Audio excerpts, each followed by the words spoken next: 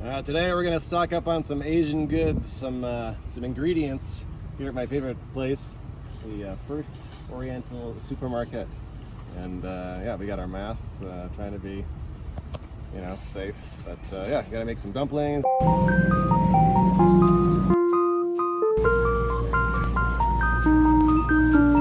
The dumpling interior, it's got about 50-50 fat and meat. We'll kind of trim off some of the fat, but we're looking for like 70-30 fat, or lean to fat. Knock somebody out with this radish. Star fruit, Dude. Carambola, they call that, like the official name. She looks kind of serious. She's very serious about her chili oil.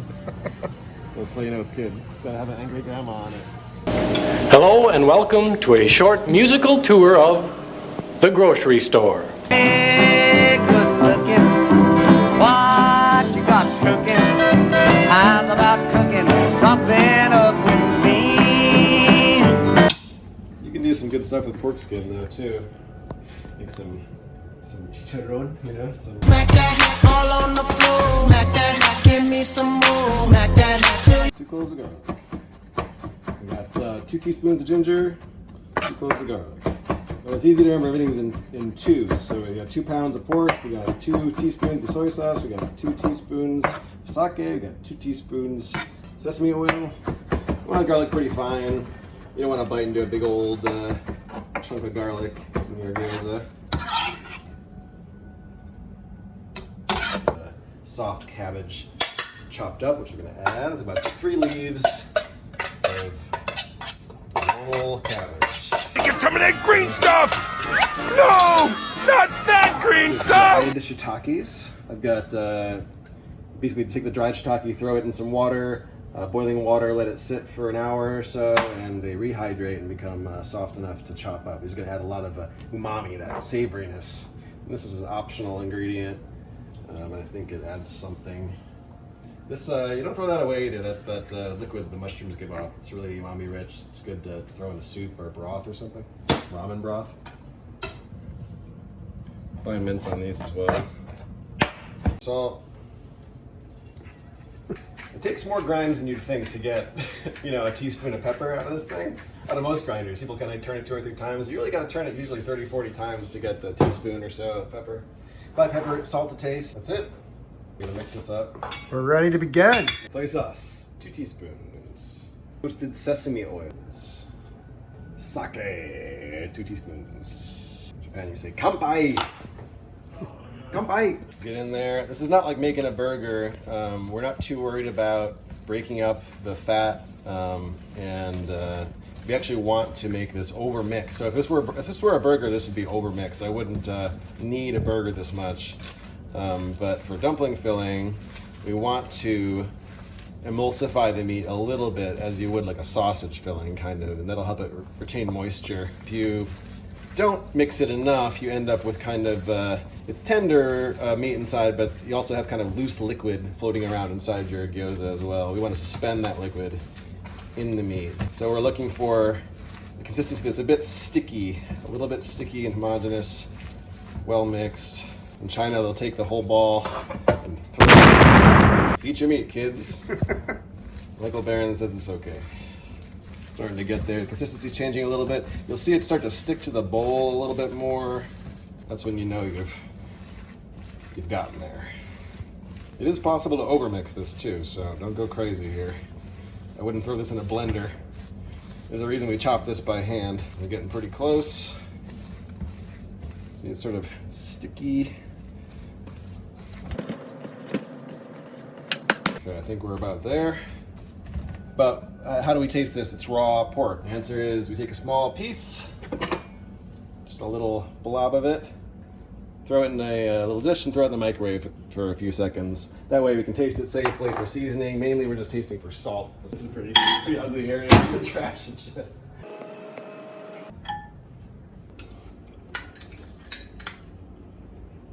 That's good. Doesn't need anything. We've rested our meat mixture for half an hour or so. And we have our dumpling wrappers. These are Chinese style dumpling wrapper. Technically in Japan, these would be a bit thinner than these, but these work just fine. You can make your own from scratch, but you get these at any Asian market. And they come frozen usually. These I thawed them out in the fridge, and these are what you get. Usually they have a little bit of flour dusted on them at the factory to prevent sticking and stuff, and sometimes that'll get in the way. Sometimes I'll take a brush and just kind of brush off the excess flour on the side I'm going to fold. That side doesn't matter. And get some filling. You don't want to overfill these because it will explode. This. Some water in a bowl. Moisten the edge.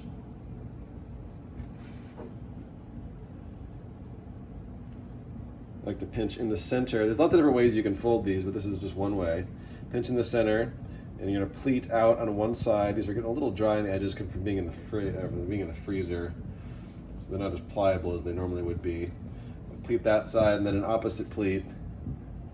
Slow motion here on the other side. You can see the edge is tearing. That's because these were not frozen properly at the store. Squeeze and seal, and you get a gyoza. That's one. I have 1,000. Now for 1,000 more.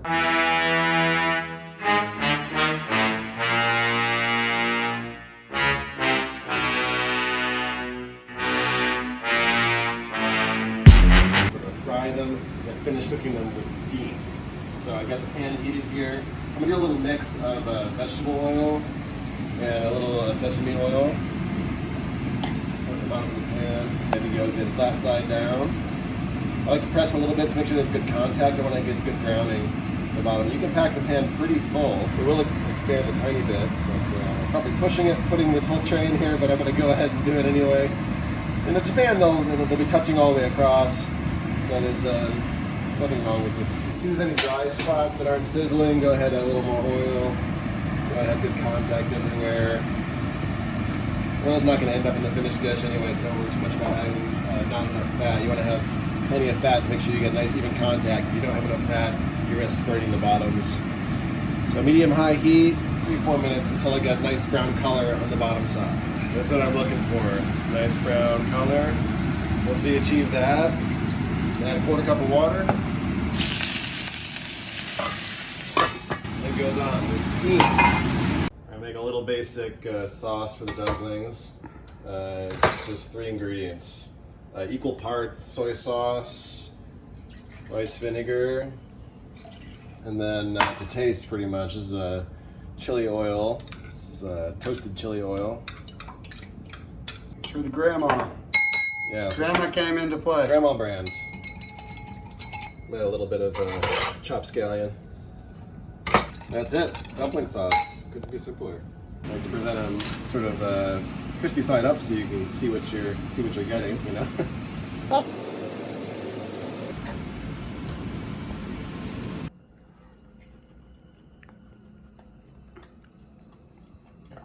That's a good dumpling. It's a good dumpling, man.